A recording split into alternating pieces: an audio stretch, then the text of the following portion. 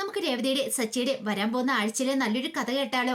അതിനു മുമ്പായിട്ട് ആദ്യമായി കാണുന്നവരുണ്ടെങ്കിൽ ചാനൽ ഇഷ്ടപ്പെട്ട ഒന്ന് സബ്സ്ക്രൈബ് ചെയ്യാൻ മറക്കരുത്. വീഡിയോ ഇഷ്ടപ്പെടുവാണെങ്കിൽ ലൈക്ക് ചെയ്യാനും നിങ്ങളുടെ വിലയേറിയ അഭിപ്രായങ്ങളൊക്കെ രേഖപ്പെടുത്താനും മറക്കരുത്.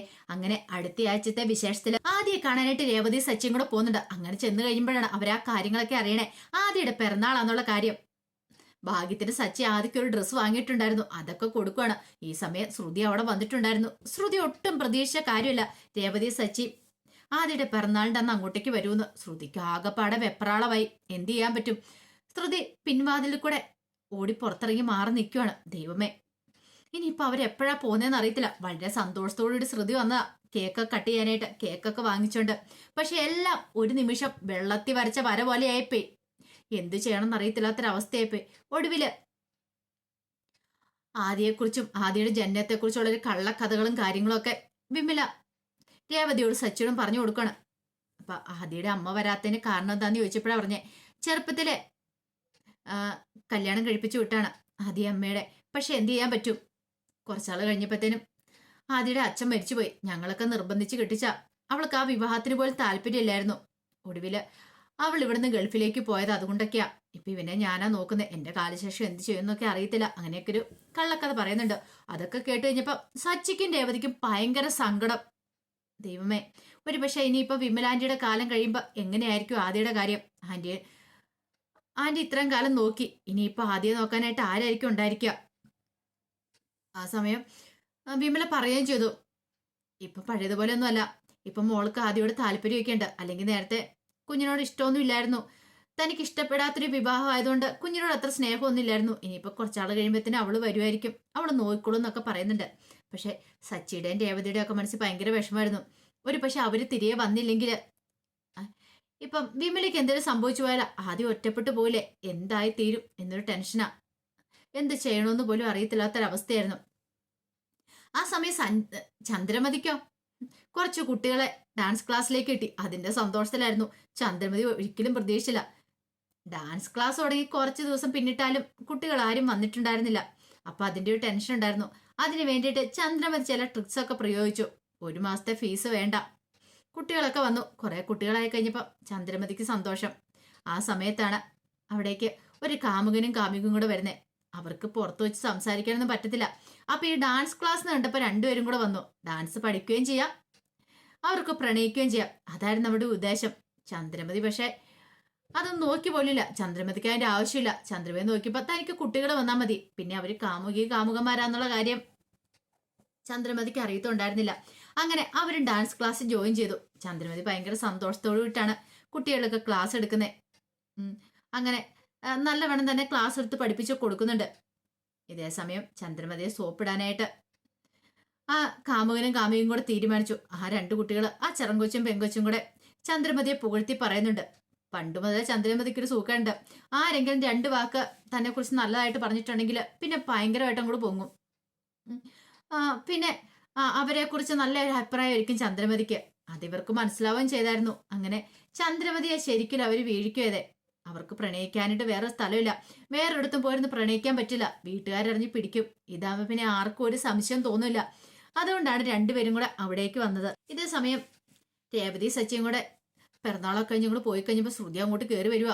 ശ്രുതിക്കാണ് ആകെപ്പാടെ സങ്കടവും ദേഷ്യം ഉണ്ടായിരുന്നു. കാരണം പിറന്നാളിന് സച്ചിയും രേവതിയും കൂടെയാണ് കേക്കൊക്കെ ആദ്യയോടൊപ്പം നിന്ന് കട്ട് ചെയ്യുന്നേ. താനവിടെ വേണ്ടതായിരുന്നു. അങ്ങനെ ആദ്യക്കും സങ്കടം ഉണ്ടായിരുന്നു, തന്റെ അമ്മ മാറി നിൽക്കുകയാണല്ലോ എന്ന് ഓർത്തിട്ട്. പക്ഷെ ആദ്യ ബുദ്ധിമാനാ. തന്റെ അമ്മ ഇവിടെ ഉണ്ടെന്നുള്ള കാര്യമൊന്നും ആദ്യം പറഞ്ഞതുമില്ല. ഒടുവില് അവരൊക്കെ അങ്ങോട്ട് പോയി കഴിഞ്ഞപ്പോഴത്തേനാണ് ശ്രുതി കയറി വരുന്നത്. ശ്രുതി കയറി വരുമ്പോ ആദ്യം പോയി ശ്രുതിക്ക് കേക്കൊക്കെ എടുത്തു കൊടുക്കുന്നുണ്ട്. ഇന്ന് അമ്മയെന്നൊക്കെ പറഞ്ഞുകൊണ്ട്. പിന്നീട് ശ്രുതി പറഞ്ഞു മോൻ പോയി കളിച്ചോളാനൊക്കെ പറഞ്ഞങ്ങോട്ട് പറഞ്ഞു വിട്ടു.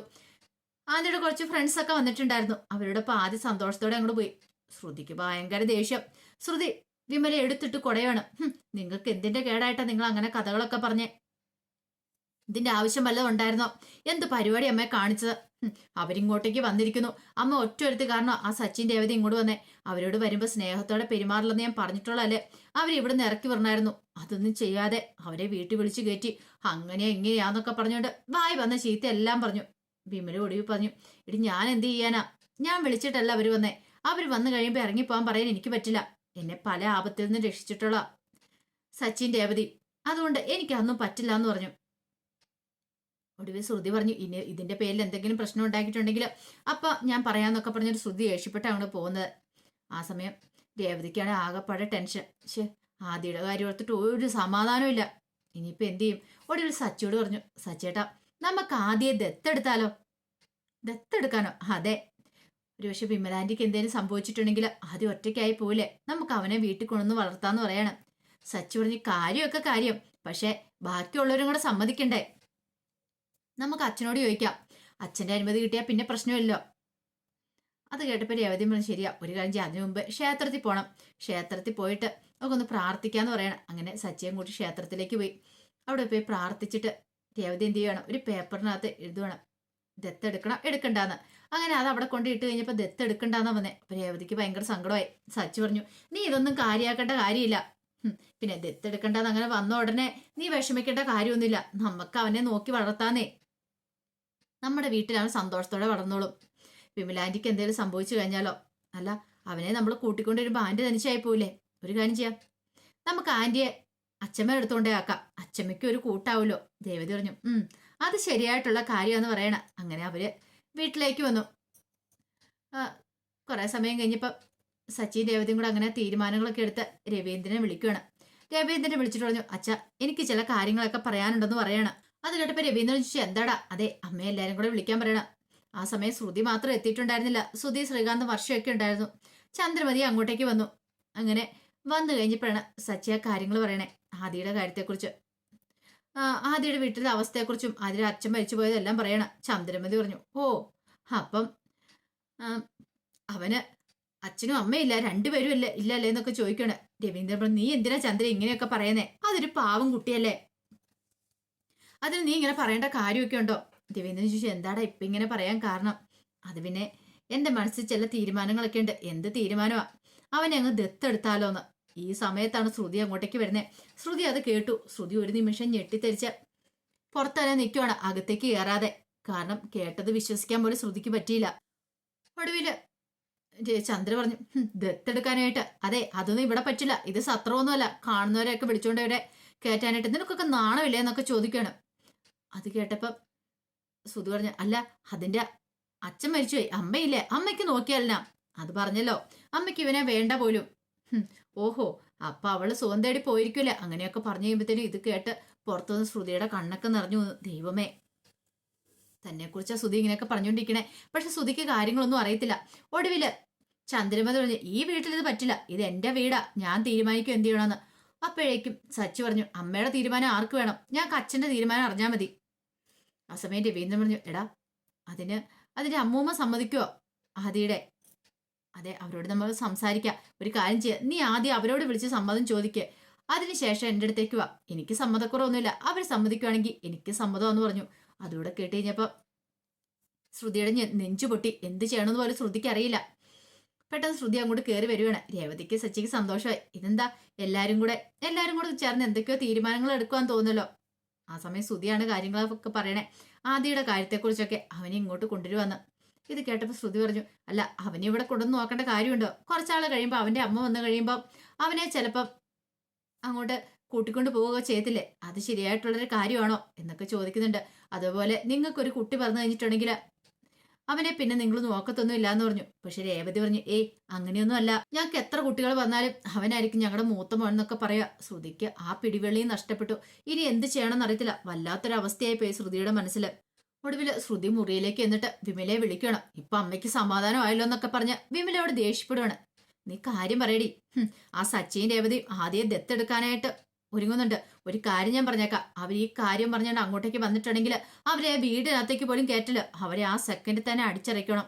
നീ എന്തൊക്കെയാടി പറയണേ? എല്ലാം അമ്മ ഒറ്റ വരുത്തി കാരണം, അമ്മ കാരണം ഈ പ്രശ്നങ്ങൾ. അമ്മ എന്തിനാ എന്റെ ചരിത്രമൊക്കെ വിളമ്പാൻ പോയത്? അതുകൊണ്ടല്ലേ.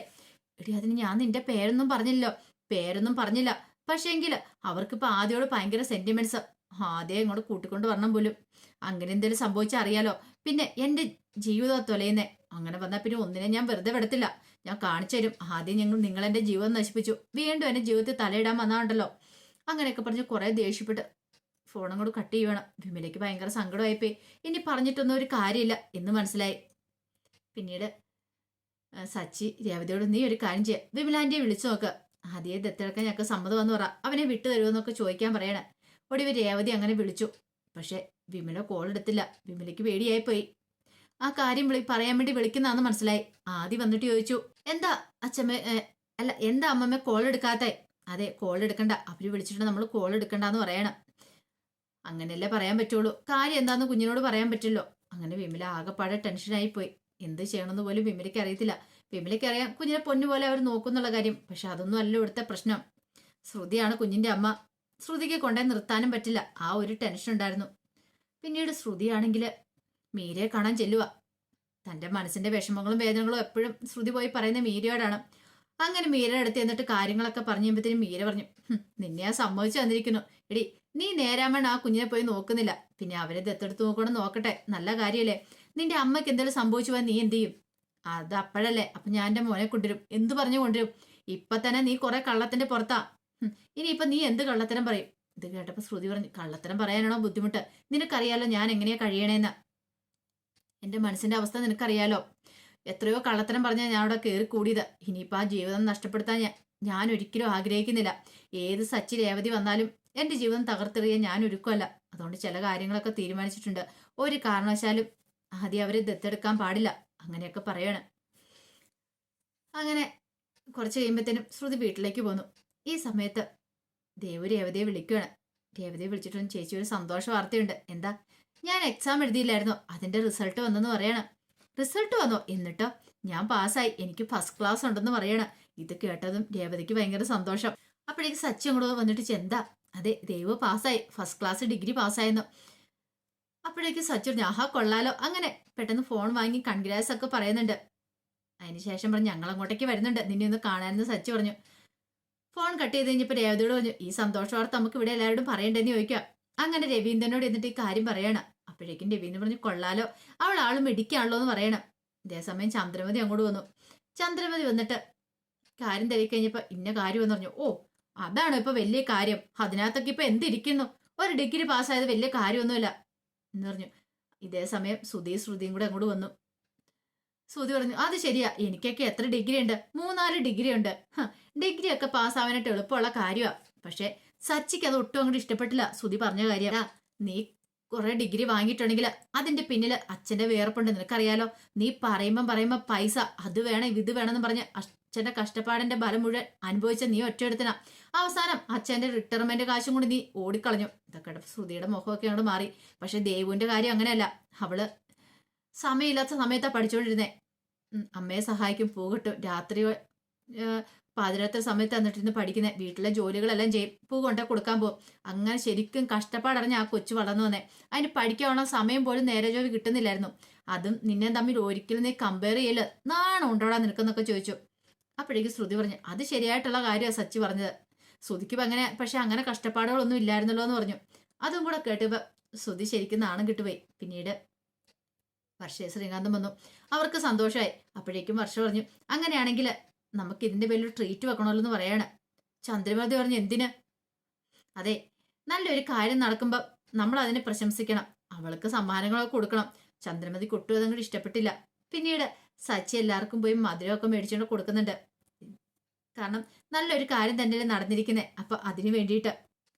പിന്നീട് 1-2 ദിവസം കൂടെ കഴിഞ്ഞുപോയി. ഒരു ദിവസം ശ്രുതിയും കൂടെ കടയിലിരിക്കുകയാണ് സമയത്ത് ശ്രുതി കണക്കുകളൊക്കെ എഴുതിക്കൊണ്ടിരിക്കുക. അപ്പം ശ്രുതി വെറുതെ നോക്കിക്കഴിഞ്ഞപ്പോൾ അവന്റെ ചെലവ്, ഒരു മാസത്തെ ഫുഡിന്റെ ചെലവൊക്കെ നോക്കിയപ്പോൾ വലിയ തുക തന്നെയാണ്. 10-30,000 രൂപയൊക്കെ ചെലവാകുന്നുണ്ട്. ഇതെന്താ ശ്രുതി ഇത്രയും രൂപ ഫുഡിന്? അത് പിന്നെ ഞാൻ രാവിലെ അവിടുന്ന് പോന്നു കഴിഞ്ഞിട്ട് പിന്നെ ഉച്ചയ്ക്ക് പുറത്തുനിന്നല്ലേ ഫുഡ് കഴിക്കുന്നേ. പിന്നെ വൈകുന്നേരം ചില സമയത്ത് കഴിക്കാറൊക്കെ ഉണ്ട്. അപ്പൊ അതാന്ന് പറയണം. എന്നാലും ഇത്രയും രൂപയോ? പിന്നെ ഞാനിപ്പോ ബിസിനസ്മാൻ അല്ലേ, ചുമ്മാ ചെറിയ ഹോട്ടലിൽ പോയിരുന്ന് കഴിക്കാൻ പറ്റുമോ? ഞാൻ വലിയ നല്ല അടിപൊളി ഹോട്ടലിലൊക്കെ പോയിരുന്ന് ഫുഡ് കഴിക്കുന്നേ. ഇതൊക്കെ ചെറിയ തുകയാന്നൊക്കെ പറഞ്ഞു. ശ്രുതിയുടെ കണ്ണ് ശരിക്കും തള്ളിപ്പോയി. ശ്രുതി പറഞ്ഞു, അറിഞ്ഞു വേണം ശ്രുതി ചെലവാക്കാനായിട്ട്, അല്ലെങ്കിൽ ഉണ്ടല്ലോ അവസാനം കച്ചവടം നഷ്ടത്തിലാവുമെന്ന് പറയണ. അങ്ങനെ സംസാരിക്കണ സമയത്ത് ഒരു ബാങ്കിലെ ജോലിക്കാരൻ അങ്ങോട്ട് വരുവാണ്. വന്നിട്ട് സുധീന്ദ്രൻ അല്ലേ? അതേന്ന് പറയാണ്. സാറിന്റെ അക്കൗണ്ട്സും കാര്യങ്ങളും എല്ലാം ഞങ്ങൾ അതിനെക്കുറിച്ചൊക്കെ നോക്കിക്കഴിഞ്ഞപ്പം നല്ല അക്കൗണ്ട്സിൽ നല്ല വരവും ചെലവൊക്കെ നടക്കുന്നുണ്ട്. കാരണം ക്രെഡിറ്റ് കാർഡ് കൊടുക്കാനായിട്ട് അയാൾ വന്നായിരുന്നു. അപ്പൊ അതിനെക്കുറിച്ച് പിന്നീട് സംസാരിക്കണം. അപ്പൊ അതുകൊണ്ട് സാറിന് ക്രെഡിറ്റ് കാർഡ് വേണമെങ്കിൽ സാങ്ഷൻ ആക്കി തരാം. 10 ലക്ഷം രൂപയാണ് ലിമിറ്റ് എന്ന് പറയണം ഒരു മാസം. 10 ലക്ഷം രൂപ വരെ പിൻവലിക്കാം. പിറ്റേ മാസം അത് അടച്ചാൽ മതി എന്ന് പറയണം. ഇത് കേട്ടപ്പോൾ ശ്രുതിക്ക് ഭയങ്കര സന്തോഷമായി. കാരണം തന്റെ അക്കൗണ്ടൊക്കെ പരിശോധിച്ചിട്ട് ഇവര് കുറെ ട്രാൻസാക്ഷൻ ഒക്കെ നടക്കുന്നുണ്ടല്ലോ. അപ്പൊ അത് നോക്കിയിട്ടാണ് ഇവര് ക്രെഡിറ്റ് കാർഡ് കാണാൻ വന്നിരിക്കുന്നത്. പെട്ടെന്ന് ശ്രുതി ആ ഫോമൊക്കെ പൂരിപ്പിച്ചു കൊടുത്തു. അവര് പറഞ്ഞ് 7 ദിവസത്തിനുള്ളിൽ എല്ലാ കാര്യങ്ങളും ഓക്കെ ആവുന്നൊക്കെ പറയണം. അതുകൂടെ കേട്ട് കഴിഞ്ഞപ്പോൾ ശ്രുതിക്ക് ഭയങ്കര സന്തോഷമായി. പക്ഷെ ശ്രുതിക്ക് ടെൻഷനായിരുന്നു. ഇനിയിപ്പോൾ ഇതും കൂടെ എടുത്തു കഴിഞ്ഞിട്ടുണ്ടെങ്കിൽ ശ്രുതി എങ്ങനെയായി തീരും, എന്തായി തീരും എന്നൊരു ടെൻഷൻ.